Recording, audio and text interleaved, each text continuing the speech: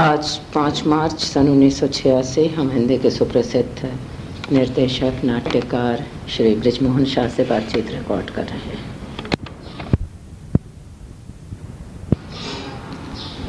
बृजमोहन जी, नाट्य शोध संस्थान की गतिविधियों से आप वाकिफ़ हैं और पिछले दिनों कई बार आपसे मिलना भी हुआ राष्ट्रीय नाट्य विद्यालय में भी, और आपने कुछ सामग्री भी हमें प्रदान की।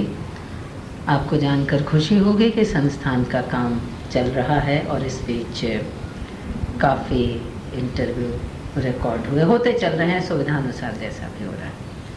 तो उसी कड़ी में हम आपकी बात इस मशीन में बंद करना चाह रहे हैं।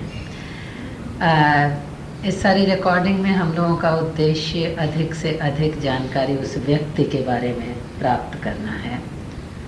तो आप सबसे पहले शुरू करें, आपका जन्म कब हुआ, कहाँ हुआ, किन परिस्थितियों में बचपन बीता और कैसे आप थिएटर की ओर उन्मुख हुए। ये बिल्कुल ही आपने वहाँ भेज दिया मुझे जहाँ जिस जगह को छोड़े हुए मुझे आज करीब 27 साल हो गए हैं। अच्छा।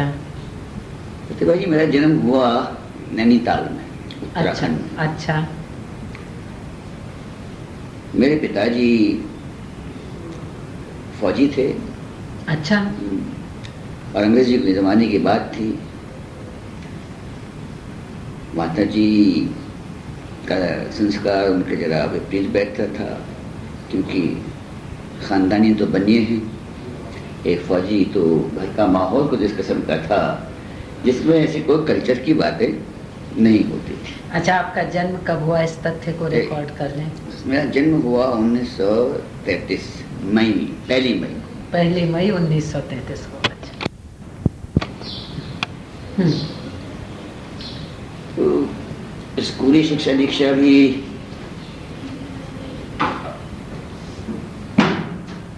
ऐसे ही रुक रुक के चली, क्योंकि हमारे पिताजी को ऐसा शौक तो था नहीं पढ़ाने का, केवल माता जी को था। फिर स्थितियाँ भी कुछ ऐसी थी कि इस तरह से अच्छे स्कूलों में भेजने की परिस्थिति में नहीं थी, तो गौशाले के ही स्कूलों में हम भेजा जाता था। पढ़ते थे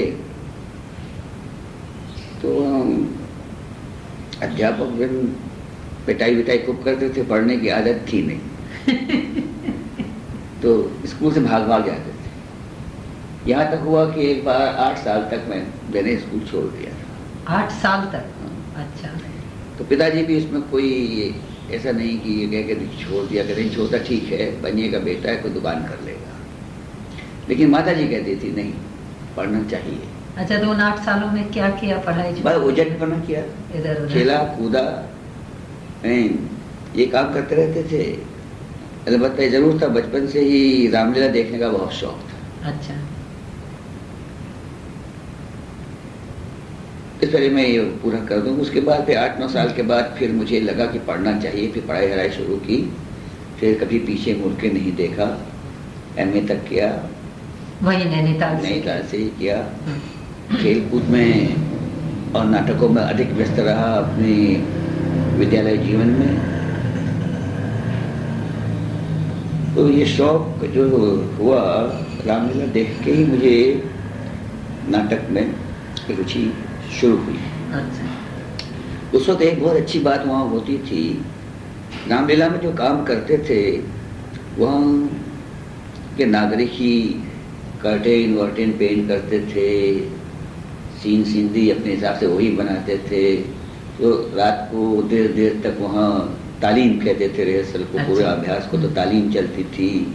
एक तरफ पे गाना बजाना हो रहा है, दूसरी तरफ ये यमनिकाएँ बन रही हैं, तीसरी तरफ सीन सीनरी बन रही हैं। अच्छा, तो वहाँ रामलीला के लिए सीन सीनरी बनती थी? अच्छा। और वो बड़ा रामलीला का स्टेज वहाँ का बताऊँ, बहुत अच्छी किस्म का स्टेज होता था और बड़ा कल्पनाशील स्टेज था। अच्छा। वो आजकल जब देखने को कम मिलता है। उसमें एक नागरिकता भी थी और एक ग्राम्यपन भी उसमें था। अच्छा।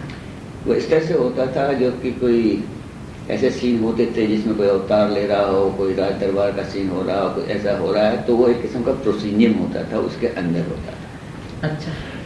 और बाकी आगे खूब जिसे हम अप्रन कहते हैं, काफ़ी बड़ा अप्रन होता था। अच्छा। बाकी सीन जो हो, युद्ध के सीन हो, तीसरे ये सीन हो, वनगमन हो, जो हो, वो सब बाहर होते थे। अच्छा अच्छा, वैसे स्टेज बनाते थे इसके लिए? हाँ, स्टेज बनते थे, मगर पर्दे लगते थे और सीनरी भी बनती थी। तो उनके संसर्ग में भी हम रहते थे, तो उनको देखना ही पड़ता था। काम हमारा उनके लिए चाय बनाना, चाय लाना, बीड़ी सिगरेट लाना, ये हुआ करता। हाँ, अच्छा एक मिनट, तो चूंकि क्या ये जो रामलीला के प्रदर्शन होते थे वो नाटक के अधिक निकट होते थे?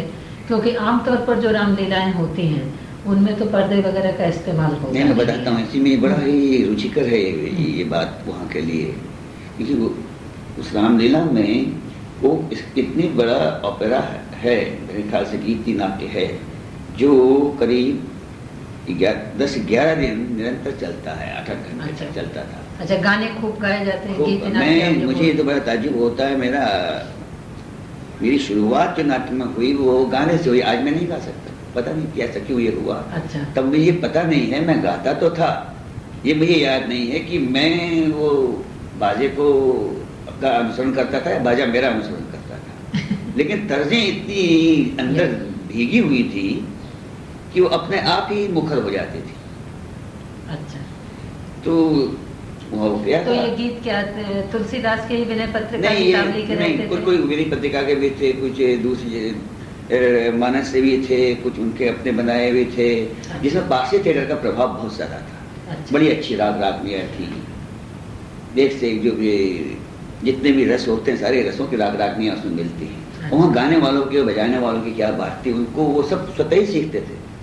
कोई वहाँ ऐसी तालीम नहीं थी, कोई ऐसी ट्रेनिंग नहीं दी जाती थी, करो साल में एक मौका आता था ये करने का, बस। तो वो भी जो भी होता था रात को ही होता था। दुकानों से निवृत्त हुए, ऑफिस से निवृत्त हुए, रात को 8-9 बजे शुरू होता था, सुबह 3 बजे तक रियाज वगैरह जो करना था उनको, तालीम वाले भी वो वहीं चलती थी। पर्दे रहते तभी बनते थे, सीनियाँ भी उसी वक्त बनती थी। अच्छा। हाँ, लेकिन एक बहुत बढ़िया बात ये करते थे वो लोग, यदि नाटक ये रामलीला खत्म हो जाती थी 11 दिन में, भरत मिलाप के बाद, उसके लिए एक वो पारसी नाटक किया करते थे 2-3 दिन। अच्छा। 2-3 दिन पारसी नाटक किया करते थे। पारसी नाटक की ट्रेनिंग बड़ी गहन गंभीर तरीके से हुआ करती थी, बहुत उसमें जितना भी अंदाज हो सकता है नाटकी, उसके लिए अच्छे से अच्छा लाने की ये प्रयास किया जाता। उसके जो दृश्य वगैरह होते थे वही बहुत सुंदर ढंग से बनाए जाते थे। मैंने उसके बाद पारसी थिएटर भी देखा था, उससे बेहतर करते थे वो लोग। अच्छा। हाँ, अच्छा। उनमें तनिक सुधार भी कर लेते थे। कुछ उनको काट भी लेते थे, तराश भी लेते थे, लेकिन मुझे ये लगता था पारसी थिएटर वाला से बेहतर वो लोग करते थे। अच्छा। और उसमें एक सुघड़ता, एक मितव्ययिता सी नजर आती थी। अच्छा, ये कहाँ पर ये सब अलग से पंडाल बनाते थे? नैनीताल में? नैनीताल में उसी स्टेज पर, रामलीला के स्टेज पर होता था, लेकिन उस वक्त एप्रन का इस्तेमाल नहीं करते थे। उस वक्त सब वो प्रोसीनियम के भीतर ही करते थे। जो दृश्य वैसे बनते थे वहीं बनते थे। अच्छा। बाहर केवल मात्र किसी घोषणा के लिए आते हो कि फलाने ने फलां को पुरस्कार दिया। अच्छा।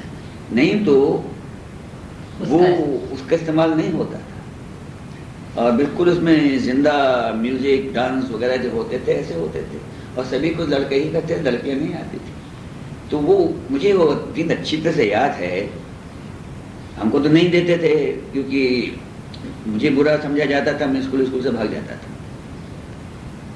तो नहीं इसको भगाओ, ये अच्छा लड़का नहीं है। फिर मुझे शौक था, चला जाता था, सुनता रहता था। एक दिन उनको 3-4 बच्चे ईश्वर भक्ति में चाहिए थे, तो उसमें कहा अच्छा इसको दे दो, इसे कहो ये यहाँ पे भागे भागे नहीं है, ऐसा उनका नहीं भागेंगे। शौक था तो एक ही संवाद वहाँ बोलना था। अम्बरीश के शरीर से निकल के सत्य जाता है, तो रोज रिहर्सल में पहुँच जाते थे उसकी एक संवाद बोलने के लिए। तो वो संवाद मुझे आज भी याद है। क्या था? ये है कि जब सरस्वती नहीं रही, लक्ष्मी नहीं रही, तो सत्य कैसे रह सकता है, इसलिए मैं भी जा रहा हूँ। अच्छा। ये था, इसकी टकुब लगा रखा था। और वहाँ जो प्रॉम्प्टर तो रखते ही थे, वो प्रॉम्प्टर ने मुझे गलत प्रॉम्प्ट किया था। अच्छा।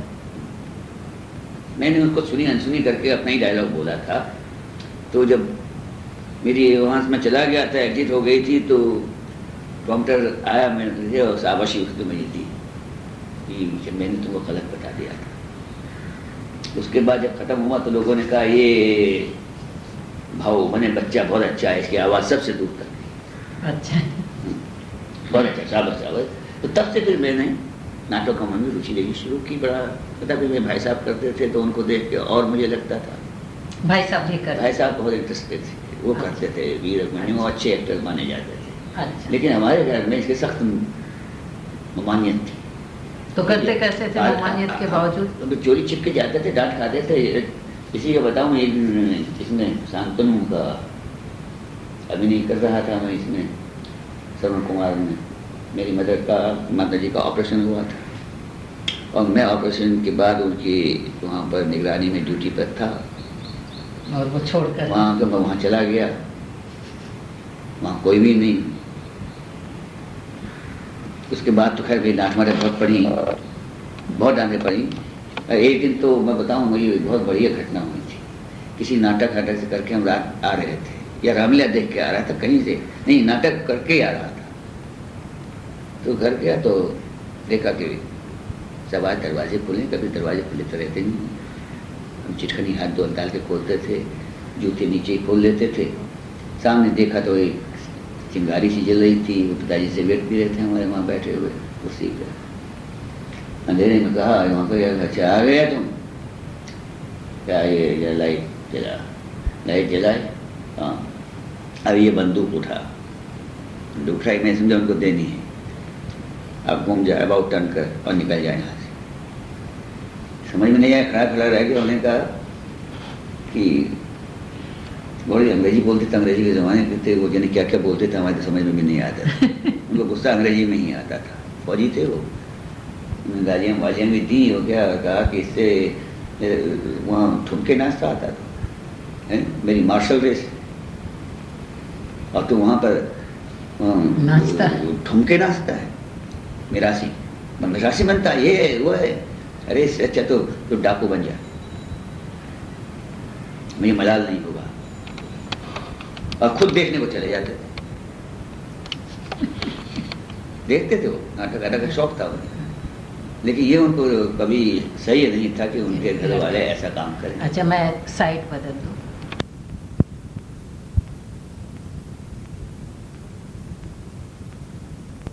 Continued on site B. तो बात पिताजी के हाँ चलता रहा। लेकिन मुझे अच्छा, क्या उम्र रही होगी उस वक्त तुम्हारी? 20-22? ज़्यादा? बहुत कम हो रही थी। बहुत कम थी। मेरे ख्याल से होगी 14-15 से 14-15 साल की जब ये करना से ज़्यादा नहीं होगी। लेकिन मेरे जो भाई साहब थे वो बहुत काफ़ी रुचि रखते थे इन चीज़ों में। लेकिन उनको भी तो मनाई तो उनको थी, वही चोरी छिपे जाते तो हम भी चोरी छिपे जाते चले जाते थे। तो तुम्हारे लिए तो रास्ता उन्होंने बना रखा था। तो उनसे बड़ी प्रेरणा मिलती थी। दूसरी मेरी बड़ी बहन थी, वो भी कहती थी क्या कर, तो कुछ तो पढ़ता भी नहीं, ये भी नहीं करता, तो आर्ट में ही रुचि लिया कर, जीवन में कुछ भी हो सकता है। तो जब इस तरह से बड़ा ही एक विरोधाभास था सारे उसमें। लेकिन कोई उसका मतलब नहीं था कि मैं इस दुनिया में आऊँ, ऐसा तो मेरा माहौल था ही नहीं, कतई नहीं था। लेकिन किस्मत से वहाँ 2-4 अच्छे लोग थे। एक राजन शाह थे, राजन सेठ कहते थे, उनके बड़े अमीर थे अपने वक्त, वो मुझे को प्रोत्साहन देते थे। अच्छा। कहते थे ये लड़का है, एक्टर से डायरेक्टर है। तो अब कोई रोल वो छोड़ते भी थे कभी, वहाँ तो सबों की मोहर लगी रहती थी रोलों। वो कहते थे नहीं उसको बुलाओ, वही करेगा मेरा। अच्छा। उनकी वजह से काफ़ी राजन लाल शाह की वजह से इस तरह से भी करते रहे। फिर स्कूल में गए थे, वहाँ भी सोशल नाटक शुरू कर दिए। पृथ्वीराज के नाटक देखने के लिए एक बार मैं हरिद्वार पहुँचा था। अच्छा। घर से भाग गए। अच्छा। अब बहुत बुरा लगा था उनका नाटक मुझे। अच्छा। हाँ। अच्छा, क्यों? है पता नहीं, ये कौन सा नाटक देखा था? मैंने देखा किसान। अच्छा। वो सिर्फ उसके लगता कि टेक्निक अच्छी है, अच्छा, भाई वो ये उस समय भी समझ में आया था? हाँ हाँ, उसके क्यों हम खुद बनाते थे ना अपने लिए, सेटवेट खुद बनाते थे, तो ये लगता है बाकी कोई ऐसे उसको देख कर जितना वो था ये कहो कि बाकी भ्रम टूटा। और वो बात में आज भी मुझे लगती है बिल्कुल मैं ठीक ही समझता था। अच्छा, हाँ, वो भी उस किस्म की समझ, नाटकीय समझ जो थी, उस हिसाब से मुझे आज भी लगता है जब उनके नाटक भी मैं पढ़ता हूँ। अब भी मैं सोच रहा था पठान करूँ, पढ़ा मैंने 2-3 बार, कुछ तो निकालूं उसमें से, सबसे प्रसिद्ध नाटक है, लेकिन मैं अपने को समझा नहीं पाया उसको। अच्छा, अच्छा, नहीं, उसको मन ही नहीं किया करने। तो इस तरह से फिर स्कूल कॉलेज में जब गया तो वहाँ भी सोशल नाटक वाटक करते रहते थे, सामाजिक नाटक वगैरह। तो उसके बाद तो फिर नाटकों की तरफ ये समझिए कभी मुँह ही नहीं मोड़ा, लिखना भी शुरू कर दिया था। अच्छा, ये सब कब से? फिर नैनीताल से निकल करके कब आए? या और नैनीताल से निकलने के बाद मैं करीब सन 57 में जुलाई में हॉकी खेल रहा था मैं। अच्छा, फाइनल में हमारी टीम हारी थी, सेमीफाइनल में हारी थी। तो हॉकी का भी मुझे उतना ही शौक था, क्रिकेट का भी। अच्छा, तो ऑलराउंडर रहे हुए? हाँ, काफ़ी उसमें काफ़ी इसमें था। तो अब नौकरी वोकरी चाहिए ही थी, भाई साहब जबरदस्ती मुझे लेके चल, देहरादून में वो काम करते थे रोडवेज में। मन तो नहीं कर रहा था, लेकिन अब उनकी बड़े होने की वजह से मना भी नहीं कर सकता। अब आजकल के बच्चे तो मना कर देते हैं, हमसे ये भी नहीं हो सकता। वो ले गए, उन्होंने भेज दिया। उनको इंटरव्यू था, उनके साथ बैठे हुए थे, उन हिसाब से कह रखा था। तो जो उनके मुझे पूछा, अकेले थे बोर्ड पे, वो 2-4 बार पूछी, मुझे आती थी, मैं जवाब ही नहीं दी उनको। एक का जवाब गलत दे दिया जान सुन के मैंने, उनको दूसरे का जवाब ही नहीं दिया। नहीं जानता कर, इसलिए कि मुझे शायद न लें। वो फिर भी नौकरी मिल गई थी। तो फिर उसके बाद करीब 1.25 साल तक मैंने वहाँ ये रोडवेज में इंस्पेक्टरी की। वहाँ का माहौल मुझे अच्छा नहीं लगा कि मुझे लगता है ये नहीं करना चाहिए। उसके बाद फिर मैं छोड़ के बीटी करने चला गया। अच्छा, मैंने बीटी किया नैनीताल में? अल्मोड़ा से। अच्छा, उसके बाद फिर नौकरी ढूंढते रहा, नौकरी नहीं मिली। तो फिर किसी मित्र ने कहा कि भाई तुम तो थिएटर में, नाटक में रुचि रखते हो, एक नेशनल कोर्ट ड्रामा का कुछ आया हुआ है, उसने अखबार दिया मुझे। तो उसमें मैंने देखा कि अखबार में वो था कि वो दूसरा इंसर्शन था, उसमें केवल लड़कियां मांगी थी। अच्छा, तो मैंने वैसे ही आवेदन पत्र मंगवा के भर के भेज दिया। मैंने क्या होगा, और वह भी 8 पैसे वाला जो बुक पोस्ट जाता है उसमें। मैंने कहा लेना वेना तो है नहीं, जाना तो है नहीं हमें, है लड़कियों के लिए ऐसे ही डाल। तो कॉल आ गई इंटरव्यू। अच्छा। कॉल आई थी तो गए थे उसमें, क्यों पढ़ता तो था तब भी। अच्छा, ये कब के? सन 60 के बाद? ये सन 60 की ही बात है। 60 के।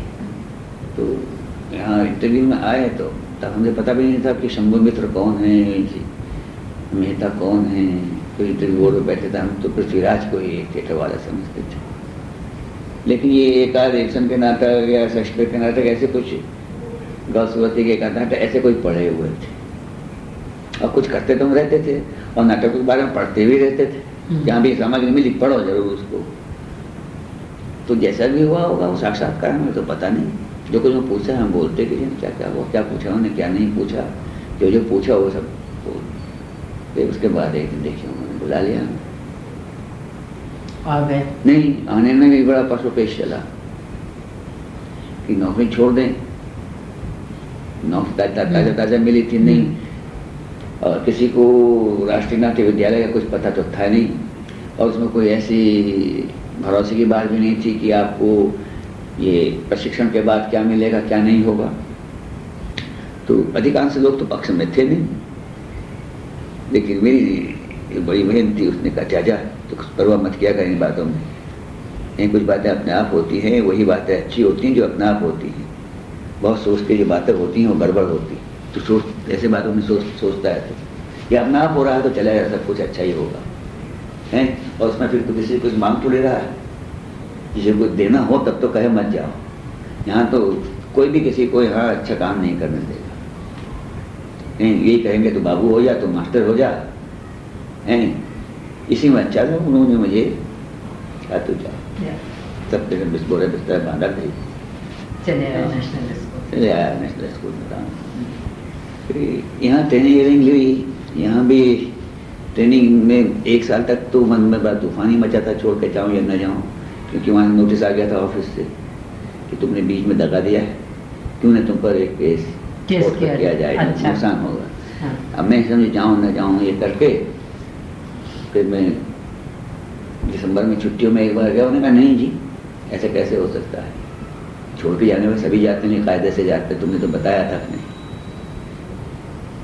तुम समझाता सब जल्दी में क्या बहुत हुआ। तो फिर मैंने कहा फिर कुछ नहीं हुआ था, आप डाउन कर दीजिए कर। ये जब उनसे बात हुई तो फिर किसी तरह से कि समझा बुझा के वहाँ हो गया, तब वो तूफान जरा मन का शांत हुआ। तब दूसरे साल से जाके मेरा अच्छा स्पेशलाइज किया डायरेक्शन में? हाँ उस वक्त हमारे 2 साल का था ये कोर्स। अच्छा वो उसी साल काजी साहब आए तो उन्होंने कहा हम दो तीनों को हम ले सकते हैं स्पेशलाइजेशन के लिए। उन्होंने मेरे टेस्ट देखे हुए कारण जी और मुझको ज्योति व्यास को बुला लिया उन्होंने डायरेक्शन के लिए। तो हाँ डायरेक्शन के में बुला लिया सीखने के लिए। पर हमको तो ऐसा किसी को लगा नहीं लगा, मुझे तो ऐसा लगा कि मनचाही मुराद मिल गई। अच्छा डायरेक्शन की इच्छा हमेशा से थी? हाँ तो नहीं अलगाजी आ गए थे, हमने कहा किसी और भी ट्रेनिंग के लिए ऐसे तो मुराद तो थिएटर में सब कुछ करने की थी, बस सब इसीलिए सब करते रहते थे जो कुछ हाथ लगे वो। तो उनके साथ रहने में वाकई में एकदम से दृष्टि बदलनी शुरू हुई, तो जिस तरह से उन्होंने शुरू किया तो उसमें मुझे लगता है कि वही उनके क्रिएटिविटी का सबसे अच्छा समय था अलकाजी साहब। मैंने उससे बढ़िया आज तक उसकी प्रोडक्शन नहीं देखी प्रतिभा जी, ये आषाढ़ के एक दिन की जो उन्होंने कैलाश कॉलोनी में की थी। अच्छा सच कह रहा हूँ उससे मैंने कम से कम 7-8 तो देख ही लिए होंगे, लेकिन उससे मैंने बेहतर प्रोडक्शन अभी देखी नहीं। अच्छा बहुत बढ़िया। तो जैसे उसके बाद उन्हें जितना भी उनके पास होगा मटेरियल या जो भी जानते हैं काफ़ी उन्होंने किया, बड़े शिद्दत से बहुत इंटेंसिटी से किया, और उन्होंने ये एहसास दिला दिया हमको कि ज़िंदगी काम करने के लिए है। अच्छा ज़िंदगी बैठ के ऐसे एक हफ्ते मारने के लिए नहीं है। और उसी से ये लगा कि ये बड़े बड़े नाटकों से घबराना नहीं चाहिए। नहीं तो हमें पता ही नहीं था जी कि ये इस किस्म का थिएटर कैसे होता है या उस किस्म का थिएटर कैसे होता है, पढ़ते थे, लेकिन उनके आने में इतना ज़रूर हुआ कि देखने को तो मिला।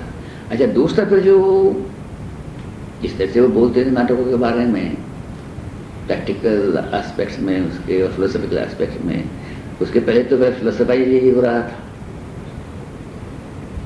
उसके बाद जब उन्होंने उसको प्रैक्टिकल में वो किया तो किसी को लगा न लगा मेरी तो जरूर दृष्टि खुली कि वाकई में जो महान थिएटर होता है इसको कहते हैं ऐसा।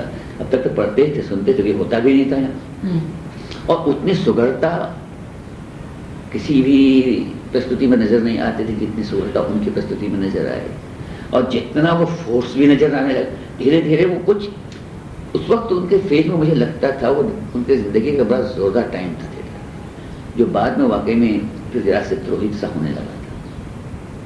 लेकिन उन्होंने जो कुछ किया, और दूसरा अच्छा ये देखते थे कि वो एक किस्म का नाटक कर रहे हैं, कभी दूसरा कर रहे हैं, तीसरा कर रहे हैं, तो अलग अलग शैली भी नजर आने लगी थी जिनका ज्ञान होना मुझे लगता है उसी प्रिय में बहुत ज़रूरी होता है। होती क्या हुआ है तो इतना ही ज़रूर था कि जिसे फोक थिएटर कहते हैं वो जरा से ऐसा नहीं था। लेकिन जब हम निकल गए थे उसके बाद उन्होंने जिस्मा उड़ान वगैरह किया थे, उस समय नहीं, हमारे वक्त में नहीं किए, मतलब हम तो एक ही साल के लिए थे उनके साथ। मगर उस एक साल में बहुत कुछ एक साल में बहुत कुछ दिया। अच्छा उसके बाद फिर क्या किया? तो उसके बाद फिर ये तो दिल में ठान लिया कि अब करना तो थिएटर है, चाहे कुछ भी हो करना थिएटर है। तो मैं दिल्ली में घूमता रहा, लोगों के छतों पे सोता रहा, तो कोई निकाल भी देता था कभी कभी। गर्मियों के दिन घर जाने की सोचता नहीं था कि नहीं काम थिएटर में, गाँव थिएटर था नहीं कहीं, और जहाँ भी थिएटर करो फुकट में करो। तो ऐसा करते थे। जहाँ एक दिन तो इतना बुरा लगा मुझे, डीएटी का कोई नाटक था, मुझे उन्होंने स्टेज मैनेजर बना दिया। किसका नाटक? डीएटी दिल्ली आर्ट थिएटर का। अच्छा। शीला भाटिया जी का, हमारी प्रोफेसर रही हैं। उन्होंने कहा तुम स्टेज मैनेजर बन जाओ। स्टेज में देवी था शायद, कोई प्ले था जी। तो हर चीज, जब हम बड़े आज्ञाकारी थे, वो किसी को तो पता था नहीं ये कहाँ रहता, क्या खाता है नहीं खाता है, काम तो ये तो उनको पता था, काम तो कहीं कुछ भी नहीं करता। आते थे जाते थे, सबसे पहले आते थे, सबसे बाद में जाते थे, डांट भी खूब खाते थे, सारा काम भी करते थे। बिगाड़ता कोई था, डांट हमको पड़ती थी कि तुम ही नहीं, कि तुम देखना नहीं चाहिए। उनसे ये कहो कि नहीं मैंने ठीक रखा तो कोई मानने को तैयार नहीं था। ऐसी बातें होती रहती थी। एक दिन की 3 ग्रैंड रिहर्सल थी। एक ग्रैंड रिहर्सल में मुझे जानो के दिन रात 2-3 बजे रिहर्सल खत्म, फाइन आर्ट्स थिएटर में। सबों ने खाना खाया, शराब पिया, हम सामान संभाल रहे थे। अच्छा भाई साहब, सी यू कल 8 बजे आ जाना करके सब चल दिए। मैं अकेला रह गया हूँ।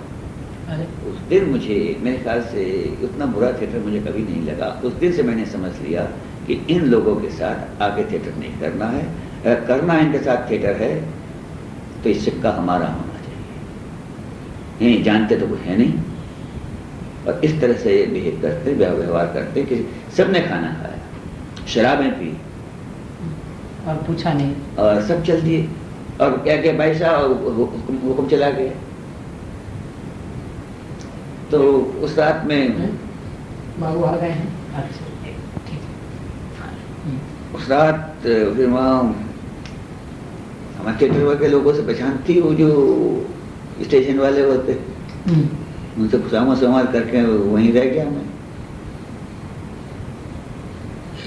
लेकिन उस दिन से मुझे सबक बड़ा जोर का मिला। आप पहली बार मैं आपसे कह रहा हूँ ये बात, एक दो मित्रों से कभी कही होगी। इससे मुझे सबक मिला कि इन लोगों से, हाय ब्राउ वालों से अब दब के नहीं रहना है। अगर इनमें इतना भी शऊर नहीं है कि किसी से पूछे। तो उस दिन से फिर मैंने इन लोगों के बातों में भी इंटरफेयर करने शुरू कर दिए। इनके बीच में पहले तो ये समझता था ये तो सब सही कह रहे हैं।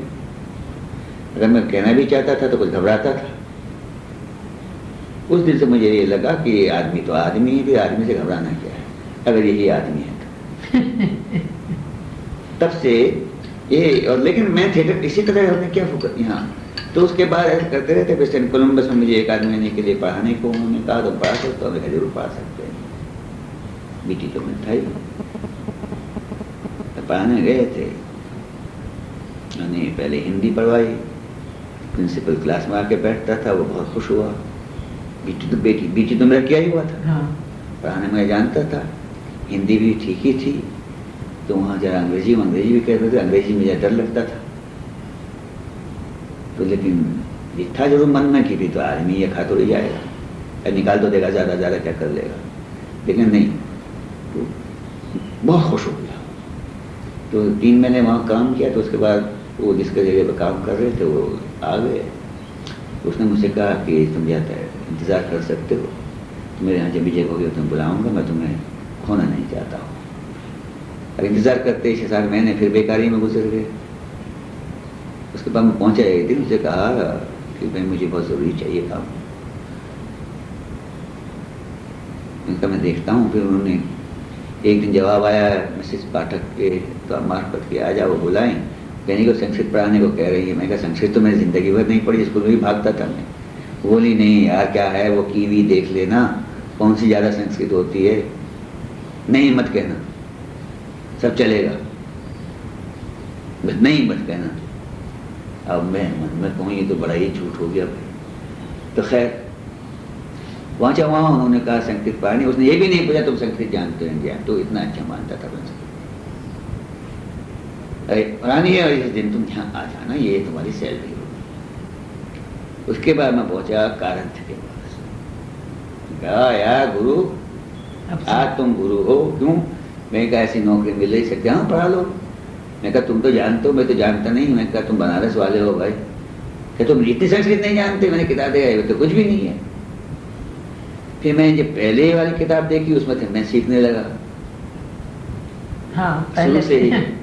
और कुछ जो ऐसी किताब थी उसके 2-4 जो वो तो समझ गया मैं प्रोज तो, हाँ, लेकिन ये दो चार दोहे वगैरह जो थे वो कारण जी से मतलब पूछ लाया, और पूछ करके मैं पढ़ाना शुरू कर दिया।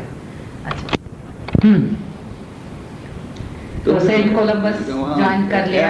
हाँ, तो उसके बाद कुछ साल तक तो संस्कृत पढ़ाते रहा, फिर इतना पढ़ाना था मुझे वो कंठस्थ हो गया था, हाँ, तो हमेशा भी पढ़ाना था एक। फिर उसके बाद फिर उन्होंने भूगोल भी दे दिया, फिर भूगोल पढ़ाया। इस बीच में मुझे रंग कर्म करने का बहुत मौका मिला। हाँ, बात तो वही खास असल है। जो नौकरी की थी हाँ, उसका कारण यही था कि मुझे लोगों का मुंह ताकने का ये न मिले कि कहीं से कुछ इनकम हो जाए, आय हो जाए, क्योंकि फिर जिंदा रहने को तो कुछ चाहिए ही। नहीं नहीं, बिल्कुल नहीं चाहिए। तो वो सारा मिल गया जिसका मुझे ये था। फिर तो खम ठोक के मैदान में अब तो बिल्कुल ही थिएटर का। अच्छा मैं 1 बजे छुट्टी हो जाती थी, उसके बाद दिन भर थिएटर से छुट्टी में कोई करते थे। अच्छा, तो कोई ग्रुप ज्वाइन किया, बनाया? हाँ, सबसे पहले एक ग्रुप भी हमने बनाया जी, उसका नाम था रंगमंच निकलते। अच्छा, वहाँ से कुछ नाटक भी किए जिसमें कारण भी थे, कौशल भी थे, मैं भी था। कौन कौन से नाटक किए? वहाँ हम 2-4 वो एकांकी प्ले ही किए थे तब तो हमने। अच्छा फिर उसके बाद उसके लिए मैंने एक प्ले लिखा था अलगोजा, अच्छा वो किया। अच्छा, बात थोड़ी सी कर लें लेखन की, पहले आ गई है। या अच्छा, लेखन के बाद में करेंगे, चलो थिएटर के पहले हो जाए। तो तुमने नाटक मैंने कुछ तो उस समय काम किया होगा राष्ट्रीय नाट्य विद्यालय में रहने के दौरान, उसके बाद नियमित रूप से थिएटर कब से शुरू किया, या निर्देशन पहला कौन सा था, और कौन कौन से नाटकों का निर्देशन महत्वपूर्ण मानते हो? कौन कौन से नाटक किए? ऐसा नाटक तो वैसा है, वही मुझे याद नहीं है, 100 से ज़्यादा नाटक कर चुका। अच्छा, कुछ महत्वपूर्ण जो तो नाटक, हमको नाटक करने का ये भी एक ऐसा ही सौभाग्य था। ये लिटिल थिएटर ग्रुप में हमारे जो सीनियर थे अग्रज गुलशन कपूर, अच्छा कोई नाटक किया था भगवत अच्युतम, तो उन्होंने उसमें वो पार्ट लिया था। अच्छा शांडिल्य का, लोगों को बहुत अच्छा लगा। उसके बाद जब हम वहाँ पास आउट भी हुए थे स्कूल से, तो हमको 1 साल की और स्कॉलरशिप मिल गई थी। अच्छा इसको इनाम दिया गया था कि प्रोफेशनल ट्रेनिंग इन थिएटर। अच्छा वो भी हम ही लोगों की शरारत थी, हम नेहरू जी के पास पहुँच गए थे। अच्छा, नेशनल स्कूल से निकलने के बाद 1 साल के लिए। हम एमए लोग हैं, और यहाँ से हमने 3-3 साल के 2-2 साल की ट्रेनिंग ले ली है। अब हमारा कोई काम नहीं है, और उनको एक मेमोरेंडम भी दे आए थे। अच्छा, तो उसको उनकी प्रतिक्रिया बहुत अच्छी थी, उनका मुँह लाल हो गया था। यही मेरी समझ में नहीं आती, जब कोई ऐसा कोई इनको कहीं कोई काम नहीं है, कोई देख कुछ काम नहीं कर सकते, इसको शुरू क्यों किया? यही मुसीबत है इन लोगों के साथ। मैं हुमायूं कबीर से बात करूँगा, इतना मुझे याद है। उन्होंने सुन के फिर वहाँ से आ गया मिनिस्ट्री से, क्या कहते हैं, तुम्हें जो इंटरेस्टेड है उनके लिए 1 साल की स्कॉलरशिप और दे देते हैं, तो जहाँ काम करना चाहे करें। तो इस पर मामा वारेकर बहुत बिगड़े थे हम लोगों से, तुम्हें नेहरू के पास जाने की क्या जरूरत थी, तुम्हारा बाप अलकाजी है, सब तो वही कर सकता तुम्हारे लिए। तो मामा वरेदकर यहाँ थे क्या, या नहीं? MP थे और कोई अच्छा। NSD से भी जुड़े हुए थे। अच्छा ऐसे ही तो बहुत बात है। तो उसके बाद फिर रंगमंच के लिए भी फिर केयरटेकर भी किया हम लोगों ने। अच्छा उसके बाद फिर देशांतर भी हमने किया। अच्छा, देशांतर की स्थापना हुई उस समय कौन लोग थे? तुम मैं थे नहीं था, उसमें? मैं नहीं था उस वक्त। हाँ। क्योंकि मैं दूसरी जगह कर रहा था, रंगमंच से ही कर रहा था। अच्छा कृष्ण को भी रंगमंच से ही किया था। अच्छा, मैं उस ग्रुप को चला रहा था, और लिटिल थिएटर ग्रुप के लिए भी प्रोडक्शन करता, उधर इधर में करता रहता था। दिल्ली का शायद ही कोई ऐसा ग्रुप होगा जिसके लिए मैं कुछ न कुछ काम न किया, सबसे जुड़ा रहा। तो असल जगह मुझे भी काम करने की। उसके बाद देशांतर आया, देशांतर के बाद फिर इनको ये LTG वो ये ग्रांट मिल गई थी मिनिस्ट्री की, उनको एक प्रोडक्शन डायरेक्टर की दरकार थी। उन्होंने मुझे बुलाया तो उस पर शिवपुरी ने बहुत मना किया मुझसे। तो उसने ये भी कहा, भाई मैं तो फिल्मों में चला ही जाऊंगा, षड देशांतर को चलाने वाला फिर कोई नहीं रहे, क्योंकि या तो वो निर्देशन करते थे या मैं करता था। लेकिन मुझे ये लगा कि यहाँ तो सब चल भी जाएगा, वहाँ तो काम करने का ज़्यादा वो मिलेगा और फिर धन सभी को अच्छा लगता, कोई धन भी देंगे। तब तक स्कूल नहीं ज्वाइन किया था? ये सब स्कूल ज्वाइन करने के पहले? नहीं, ये सब स्कूल ज्वाइन किए सब फिर उनका वहाँ कर लिया था। 2 बजे से उन्होंने कहा यहाँ होगा 2-2:30 बजे से 7-8 बजे तुम आ सकते हो। ऑनलाइन में बताओ, तुम्हें हम 600 रुपये दे दिया करेंगे। बहुत था? अरे बहुत अच्छा था। 700-800 रुपये स्कूल से मिल जाते थे, 600 रुपये वहाँ मिल जाते थे। तो समझ लीजिए कि राजा हो गए। आपने तो साथ थे, अब तो स्कूटर से आते जाते थे। फिर बस जरा कम कर दी थी, तो इस तरह चलता रहा। और अच्छा, कौन कौन से नाटकों का जो तुमने डायरेक्शन किया, उनमें से कौन कौन से महत्वपूर्ण प्रस्तुतियां रही हैं? यदि इतने अधिक किए हैं तो सबका नाम तो नहीं याद हो। कैसे चुन के कहें, मैं तो सच कह रहा हूँ, अपने तरफ से सभी में कोशिश तो वही रहती है।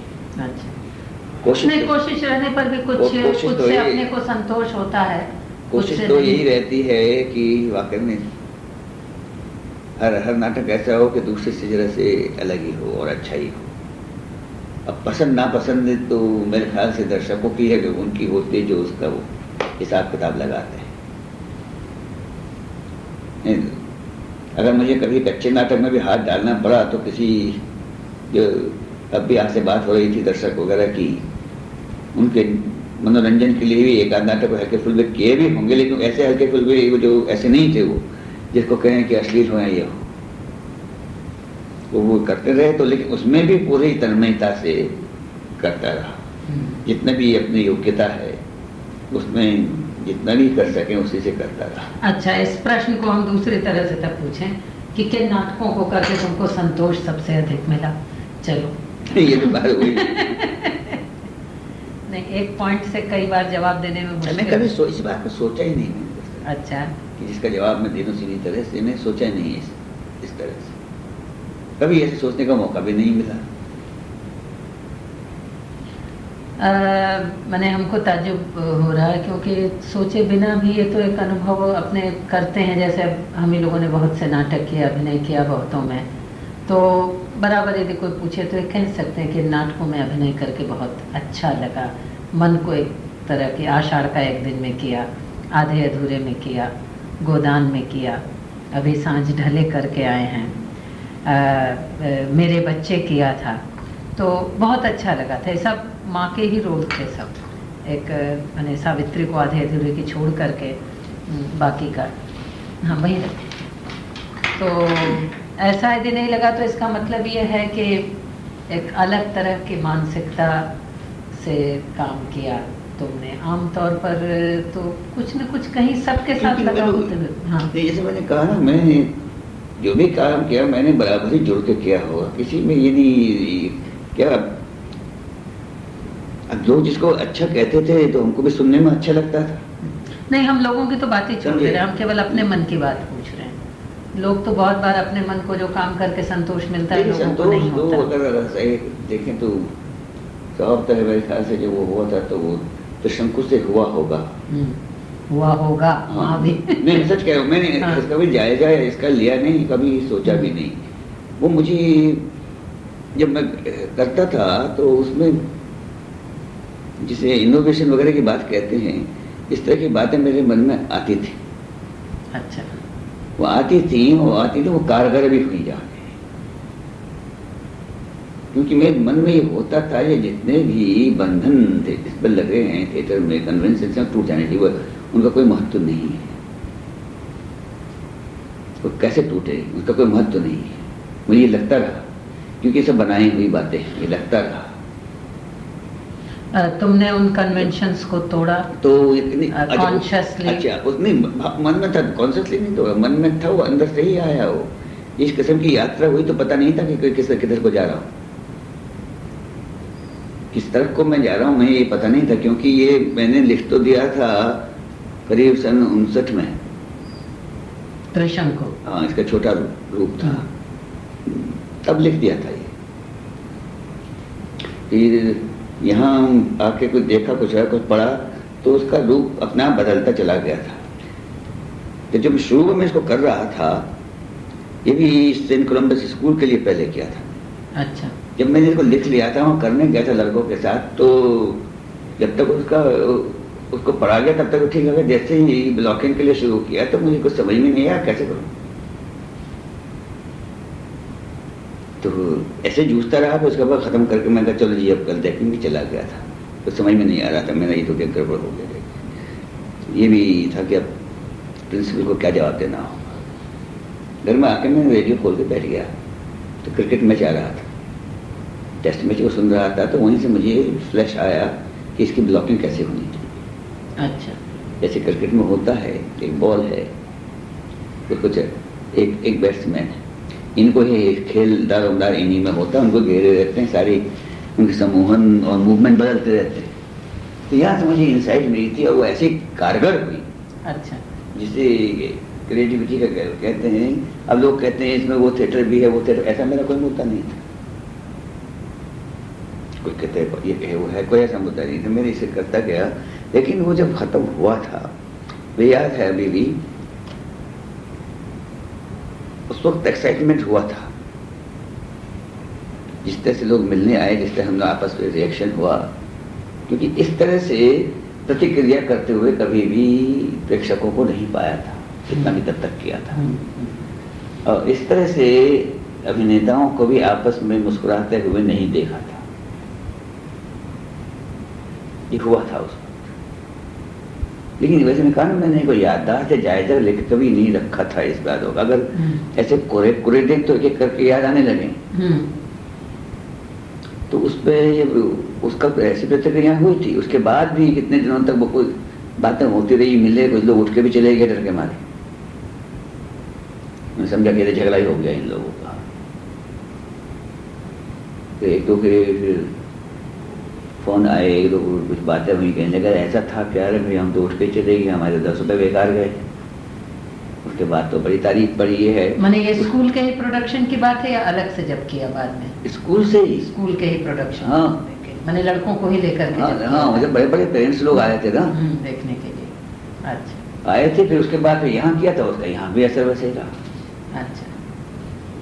लेकिन वैसे रहा क्योंकि जब तक फिर अब ऐसा लगता है कि वो ऑडियंस और एक्टर वाली बात अब ज़्यादा नहीं चल सकती। उसमें ऑडियंस का पार्टिसिपेंट बड़ा वो था, तो उस वक्त क्योंकि एक नई बात जैसे हुई या कुछ हुआ तो उसका काफ़ी कारगर हुई वो बातें। अच्छा, तुमने तो डायरेक्शन के साथ साथ ऐसा है कि ये सब डिटेल्स तो फॉर्म तो दिया हुआ है तुमको, शायद 2 बार दिया हुआ है, और बोलोगे तुम एक बार और भेज देंगे जा करके कलकत्ता, मगर उनमें तो डिटेल्स तो चाहिए, या तुम्हारे बारे में कहीं कुछ छपा हुआ हो या बायोडेटा या वैसा कुछ तैयार किया हुआ हो काम का, तो वो भेज देना। अच्छा, मगर अच्छा, अभिनय तुमने किन किन नाटकों में किया, बहुतों में किया, कौन से, कुछ अभिनय की दृष्टि से कुछ बता सकते हो, कौन कौन से रोल तुमको प्रिय रहे?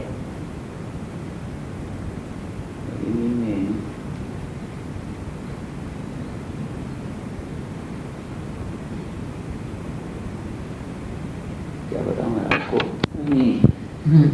त्रिशंकु में ही हाँ, ये जो थिएटर वाला है, और उससे पहले तो वो किया था मैंने बुद्धिजीवी, दोनों में ही मुझे लगा करने पे एक आनंद तो आया था। मगर ये बात तो बहुत पहले की होगी, ये तो त्रिशंकु किया होगा काफी दिन पहले। उसके बाद फिर मैंने कुछ सालों बाद जब ये किया था गोल्डोनी का प्ले था ये अम्बाइन हॉस्टेस। अच्छा। उसको मैंने त्रिय चरित के नाम से किया था। अच्छा। उसमें एक रोल किया था माकी का। अच्छा, आनंद आया था वो करके। हाँ। अच्छा, और में ये था, और एक बार वो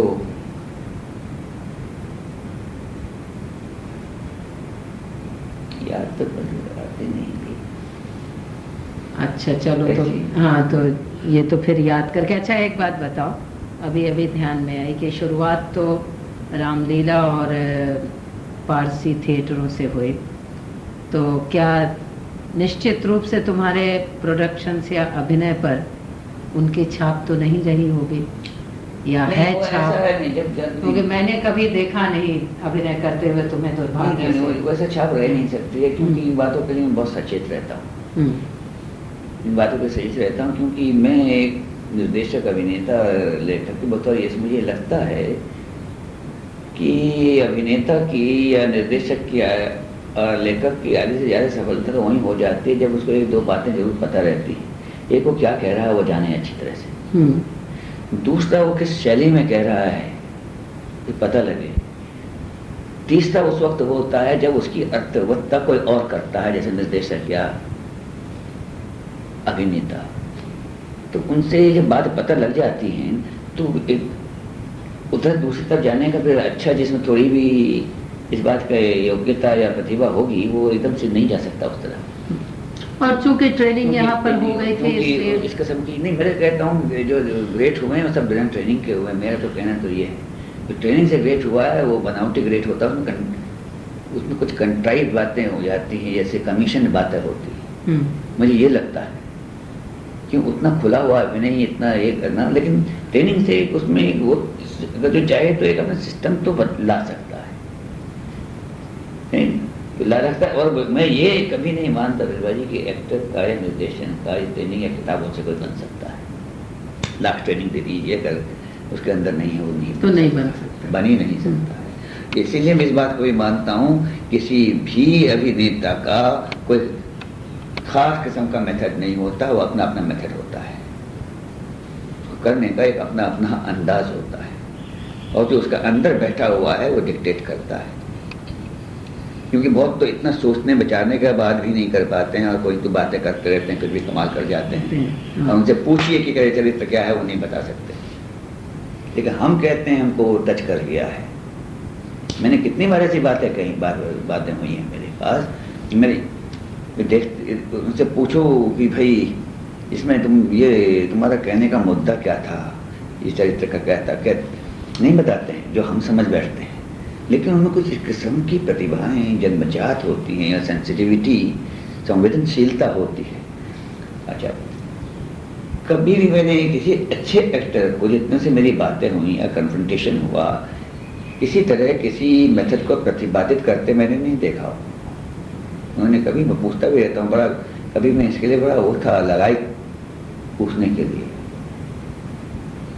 और वैसे ही बड़े बड़े जितने भी मुझे लगता है अभिनेता हुए हैं, उनके मेरे ख्याल से 80-90% जो हैं वो जन्मजात होते हैं। इसलिए मैं इस बात को लोगों से कहता भी, मैं मान ही नहीं सकता हूँ कि बढ़िया निर्देशक, बढ़िया अभिनय ट्रेनिंग से हो सकता है।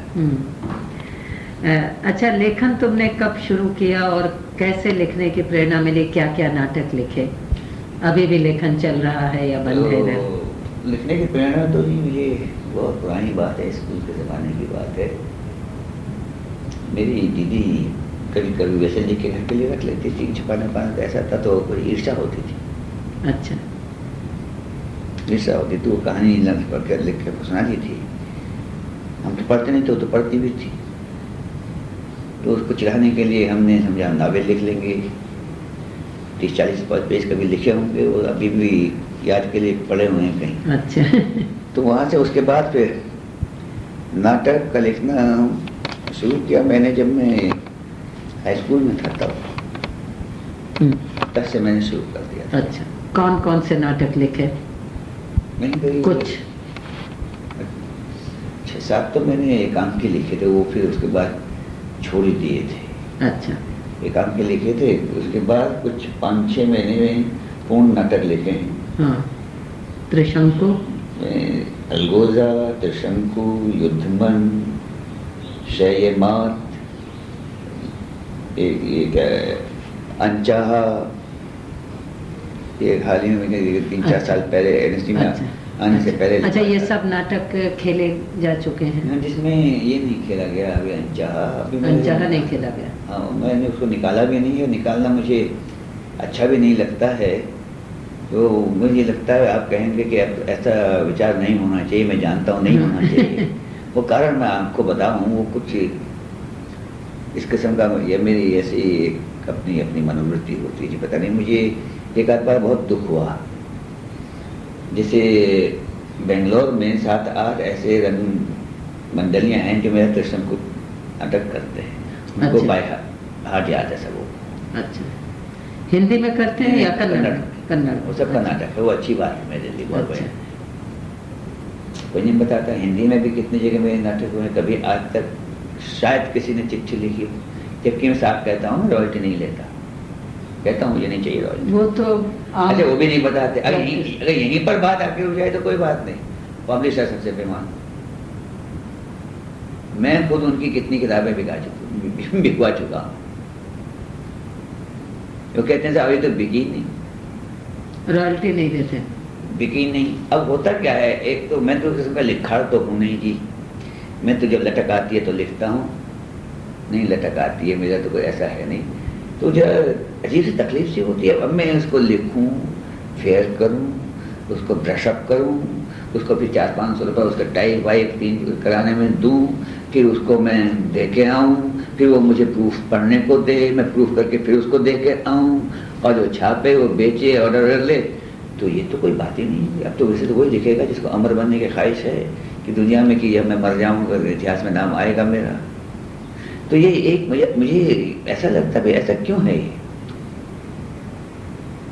जब रंगकर्मियों से मैं कहता हूँ मैं रॉयल्टी नहीं लेता, वो भी ये नहीं करते कि बता दें, एक पोस्ट कार्ड डाल दें, मुझे तो खुशी होगी। और ये है ये बात, इसलिए मुझे मन, क्योंकि लिखने की सामर्थ्य है, लिखना भी चाहता हूँ, लेकिन दूसरा मन कहता है कि भाई तूने कभी ये कहानी नॉवेल में हाथ तो सेट किया नहीं है, तो उसमें करके भी देख ले,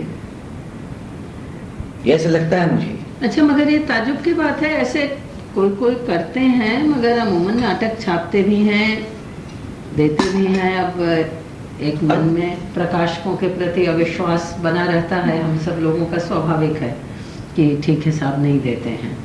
देते ही नहीं है जी। हाँ, देते आप कहे नहीं। अब जैसे इंद्रेश राजपाल है, इसने 10 साल हो गए, 12 साल इसको पहले मेरे छापे, कहता अभी बिकी नहीं है जी, जबकि मैं उसमें कागज उसमें फर्क निकाल चुका हूँ, उसमें गलतियां भी निकाल चुका हूँ। अब वो मेरी मनोवृत्ति है नहीं कि कोर्ट जाइए या करिए, कौन चक्कर में पड़ता।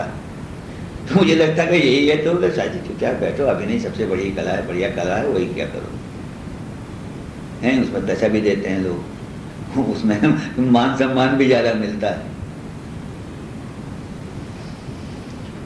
अच्छा, और कोई बात तुम जो बताना चाहो हिंदी रंगमंच के संबंध में? बहुत बातें हो सकती हैं। हाँ। मैंने क्या कही हिंदी रंगमंच के बारे में, दिल्ली के थिएटर के बारे में। ऐसा है कि मुझे जो आशाएं बनी थी 6 दशक में, वो अब मुझे जरा कुछ द्रोहित होती सी लग रही है। 6ठा दशक था ही बहुत से मानों में, 5वां और 6ठा और 7वां दशक बहुत महत्वपूर्ण था, मगर उसके बाद वो सन 70 के बाद से पिछले 15-16 वर्षों में हम सब कहीं थम गए हैं। मुझे बहुत कुछ बात है, वो तो आपको बहुत कुछ पता ही होंगे, लेकिन एक बात मैं ऐसे कहता हूँ जिसमें आप भी सहमत नहीं होंगी, मुझसे कम लोग सहमत होते हैं इस बात में। मैं ये कहता हूँ कि एक हमारे फोक थिएटर को ला के नागरिक थिएटर में बड़ा अच्छा नहीं किया। अच्छा, क्या तुम्हारे दृष्टि से क्या नुकसान हो रहा है? नुकसान ये लगा है, उससे हमारी करने की स्थितियाँ परिस्थितियाँ जो हैं वो सब गड़बड़ा गई हैं। कोई भी जब से फोक थिएटर का आना शुरू हुआ, एक आध नाटक के बाद कोई अच्छा नाटक आपको पढ़ने को मिला? थोड़ी बहुत लिखा जाने लगा था, ये आधुनिक परिवेश में कुछ बात उठने लगी थी तो एकदम से एक ग्रीस कर्नाटक का नाटक सफल हुआ, सबों ने वही करना शुरू किया। उससे तो लोक रंगमंच का जो हुआ होगा तो वो तो हुआ होगा, कम से कम फायदा तो नहीं हुआ है। उसके मुश्किल ये हो गई, मुझे लगता है कि हमारी कल्पना शक्ति ऐसा लगता है कि कुंठित हो गई। हमको लगता है उससे बेहतर थिएटर कोई था ही नहीं और न है। इसलिए जो कुछ करना है, भारतीय संस्कृति को बचाना है तो फोक थिएटर ही करो। जबकि दुनिया का इतिहास ये कहता है कि हर पुरानी चीज़ धीरे धीरे अपना स्थान छोड़ देती है और हट जाती है मैदान से। ये तो ये रहा, बड़े बड़े संस्थाएं हट जाती हैं, स्थान छोड़ के खुद बहुत हट जाती हैं, और हमारे यहाँ खुद बहुत उनको थोपा जाता है।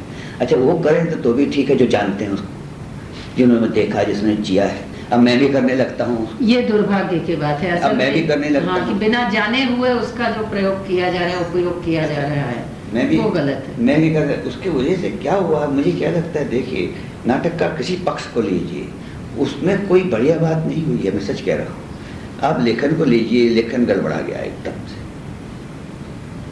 मुझे एक आज शुरू का जो नाटक आया ना, उसके सिवा कोई बढ़िया नाटक उस शैली में, पहले तो वैसे भी कुछ नहीं थे, अच्छे नाटक आने शुरू हुए थे हिंदी में, वो भी गड़बड़ाए, मराठी में भी गड़बड़ाया। कि जब फोक थिएटर आया तो कलेवर तो रह लिया उन्होंने, बाकी तो गड़बड़ा गया उसमें जो भी कथ्य था। और दूसरा उसमें हुआ क्या, उसका असर मुझे लगता है बड़ा भयंकर पड़ा है करने वालों पर। ऐसा लगता है कि भाई कुछ गा लीजिए, कुछ कर लीजिए, हो गया फोक थिएटर। अगर आपको गाना है तो फिर गाइए जोरदार, जैसे वाकई में सुनने में अच्छा लगा। नाचना है तो नाचिए जैसे वो नाचते हैं, वाकई में लगे कुछ वाइब्रेशन तो है इसमें, कुछ तो है। और फिर बनाना चलने दीजिए, 4 घंटे चला 4 घंटे चलिए, 10 घंटे चलता 10 घंटे चलने दीजिए उसको। बिल्कुल कमीशन करके तो रख दिया है उसको, 2 घंटे से 2.25 घंटे से ज़्यादा नहीं होना चाहिए जी। अच्छा, उसमें फिर जो असल एलिमेंट जो उसका है, तत्व जो है लोग का, वो लोगों का पार्टिसिपेशन जो है उसमें समाविष्ट जो होना, वो यहाँ हो ही नहीं सकते, होते ही नहीं शहरी लोग। अच्छा, जो होता भी उसकी वजह से क्या हुआ, मुझे अभिनय का भी स्तर एकदम से नीचे आता लगा, मुझे नाटक लेखन का भी स्तर गड़बड़ाता लगा, और मुझे यहाँ तक फोक थिएटर क्या आ गया तो अब नहीं जी, वो दृश्य विन्यास भी नहीं चाहिए, जैसी लाइट है वैसे कर दो जी, क्योंकि वहाँ नहीं होता है। मुझे ये लगता है जैसे कि कोई बड़ा, जैसे बड़ा भारी फिलोसफी क्राइसिस आ गया हमारे थिएटर में। कौन सा क्राइसिस, तो आया ही नहीं था, कुछ शुरुआत ही नहीं हुई थी। तो उस वक्त ये थोप था जो हुई, थोड़ी बहुत भी सीखने को का समय था, कुछ रचना करने का समय था। वो सब बैठ के बाप दादाओं की गाड़ियों में बैठ कर कोई कितना दूर जा सकता। तो मुझे ये लगा कि थोड़ी बहुत होने लगा था, थोड़ी बहुत उसकी रेखाएं नजर आ रही थी, धूमिल सी कुछ। अब मॉडर्न अप्रोच पर कुछ हुई है। और इसको आप फिर आधुनिक नाटक भी हम कैसे कह सकते हैं, आधुनिक रंगमंच भी हम कैसे कह सकते हैं, इसको तो पुराना रंगमंच कह सकते हैं। और इससे सबसे बड़ा ये एक प्रश्न मेरे दिमाग में उठता है, जैसे कहते हैं इसको प्रोपोगेट करने में, नाच है, गाने हैं, ये है ऐसा। तो फिल्मों में कैसे कम अच्छे नाच गाने देखने को मिलते हैं, क्या हम फिल्मों से इनकी बराबरी कर सकते हैं? वहाँ हर चीज़ बेस्ट मिलती है उनको, पैसा है, खूब पैसा है, बढ़िया से बढ़िया गवैया सिंगर लाते हैं। हमारे यहाँ कौन है बताइए गाने वाला थे, एक आदमी होता है, फिर ये और एक्सपेंसिव अफेयर हो जाता है। म्यूजिशियन आपसे वहीं पैसे मांगता हो तो कहता हमको तो हमसे नहीं आएंगे पैसे, 10 म्यूजिशियन को लाइए। अभी पर्वती कला केंद्र के लिए हम करते हैं, जब सारे पैसे म्यूजिशियन को जाते हैं। किसके लिए? पर्वतीय कला केंद्र है हमारा। अच्छा। हम करते हैं साल में एक ओपेरा कर लेते हैं, करते हैं। उसमें 20 से 70 से 1000 रुपये की प्रोडक्शन होती है। अच्छा। उसमें से 20, 25, 30 हज़ार रुपये म्यूजिशियन ले जाते हैं, नहीं आते, जबकि आधे म्यूजिशियन हमारे हैं नहीं आते हैं। तो मुझे क्या लगता है, जैसे कि अगर मान लिया जाए कि उसने कालिदास ने नाटक लिख दिया उससे बढ़िया, तो उससे आगे किसी को सोचने की जरूरत ही नहीं। या तो ठीक है, मैं विरोध भी नहीं करता, या तो फिर वाकई में ऐसे गाने और नाचने वाले जैसे वो होते हैं, इसको देख के वाकई में यहाँ तो बेसुरे बेताले तो नाचते गाते हैं। जो मैं संगीत नहीं जानता, मुझे अखर जाता है, जो जानता होगा उसे कैसे लगता होगा। तो क्या उपाय, क्या लगता है तुमको, कुछ समझ में आता है कि क्या करना चाहिए? ये तो सही है कि एक एक्सट्रीम थी कि नाच गाना वर्जित करके नाटक लिखे जा रहे थे, और अब वो फोक के कारण अतिरिक्त झुकाव उनकी ओर हो गया कि हर नाटक में होना ही चाहिए कुछ ना कुछ। तो क्या लगता है, कुछ कोई उपाय समझ में आता है, क्या कोई रास्ता समझ में आता है? लगता है ना, देखिए जी, जैसे हम इतना बड़े बड़े सेमिनारों में भी सुनते हैं, बड़े बड़े लोगों को बोलते भी सुनते हैं वो सब कथनी करनी में बड़ा अंतर होता है, उन्हीं का जो प्रोपोगेट करते हैं। देखिए जब मॉडर्न सेंसिटिविटी की हम बात करते हैं तो स्वभाव है कि हमारे परिवेश में जो गुजर रहा है, जो हमारे चारों हो रहा है, वही तो परिवेश होगा, वही मॉडर्निटी, वही तो होगी हमारी। वही मॉडर्निटी है हमारी जो हमारे चारों ओर गुजर रहा है। तो उसी से अनुप्राणित होकर, उसी के दर्द को लेके जो कुछ उसमें से निकले, वही हमको दिखा सकता है, वही हमारी फिलॉसफी भी है, वो हमारा जीवन भी है। क्योंकि जब हम बात करते हैं नाटक में जीवन और कला की, तो दोनों ही अभिन्न अंग, लेकिन जीवन पक्ष तो